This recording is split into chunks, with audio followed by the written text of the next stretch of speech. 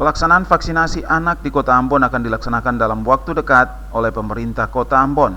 Untuk mempercepat vaksinasi terhadap anak, pemerintah Kota Ambon telah berkoordinasi dengan Badan Intelijen Negara BIN sebagai penyelenggara.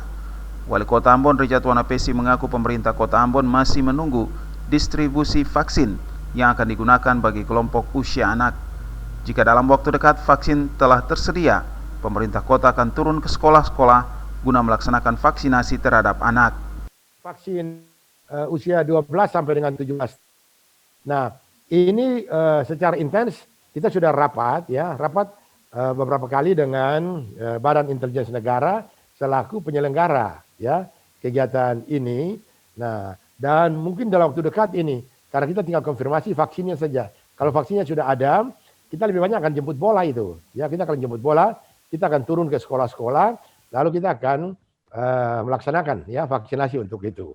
Nah, mudah-mudahan kalau orang tuanya sudah punya pengalaman dengan vaksinasi yang dilaksanakan, nah tidak terlalu kesulitan lah kalau kita pelaksanaan kepada anak-anak kita itu.